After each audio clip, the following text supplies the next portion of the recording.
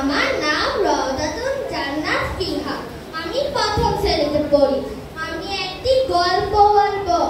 আমার গল্পের নাম বাঘ ও বক। চলো শুরু করি। এক জঙ্গলে একটি বাঘ বাস করত। একটি হরিণ শিকার করে হরিণের মাংস খেতে গিয়ে বাঘের গলায় একটি হাড় ফেসে গেল।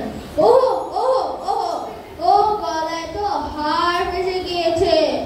এখন আমি কি করি? এটাকে আমি কেমন করে বের করি? এটা তো আমি কিছুতে বের করতে পারছি না। সাহায্য নিতে হবে।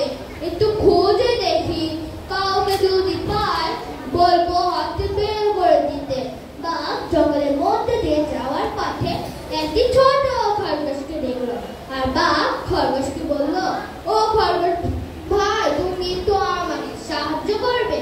আসলে আমার গলায় একটি হাড় ফেসে গিয়েছে, এটা বের করে দাও না ভাই।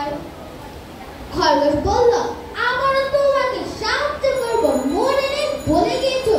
সেদিন তুমি আমাকে মারতে চেয়েছিলে।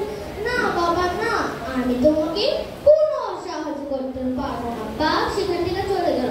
একটু দূর যাওয়ার পর দেখা হলো বানরের সাথে। আর দেখছে বানর গলা আছে।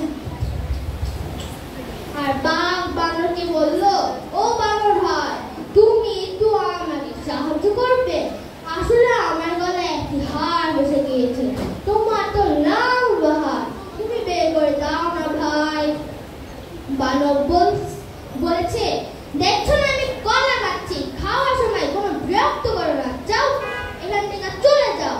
বাঘ সেখান থেকে মনে দুঃখে চলে গেল। হাঁটতে হাঁটতে সে নদীতে বসলো। আর দেখলো বাঘ তার লম্বা ঠোঁট দিয়ে নদীতে মাছ ধরছে। বাঘ বকের লম্বা ঠোঁট দেখে ভীষণ খুশি, মনে মনে ভাবছিল, এখন আমি আসল লক্ষ্যে পেয়েছি। বকের তো লম্বা ঠোঁট, সে নিশ্চয়ই আমার গলা থেকে হাতে বের করে আনতে পারবে। যেভাবে হোক তাকে রাজি করাতে হবে। বাঘ এটা মনে মনে করে বাঘ কাছে আসলো। আর বলল, এই নদীতে অনেক মাছ আছে, আমি তোমাকে সাহায্য করতে পারি। বাঘ বলল, তুমি আমাকে সাহায্য করবে? নিশ্চয়ই তোমার কোনো শয়তানি বুদ্ধি আছে। বাঘ বলল, না না ভাই, তুমি আমাকে ভুল বুঝছো, আমি তোমাকে সত্যি সাহায্য করতে চাই। বাঘ বলল, আমার একটি সাহায্য লাগবে। বাঘ বলল, কি সাহায্য? বাঘ বলল, আমার গলায় একটি হাড় ফেসে গিয়েছে, এটা বের করে দাও না ভাই। বাঘ বলল, এইটুকু ব্যাপার, এটা তো আমার কাছে কোনো ব্যাপারই হয় না, আমি এখনই বের করে দিচ্ছি। বাঘ তার লম্বা ঠোঁট দিয়ে বাঘের গলায় ঢুকি হাতটি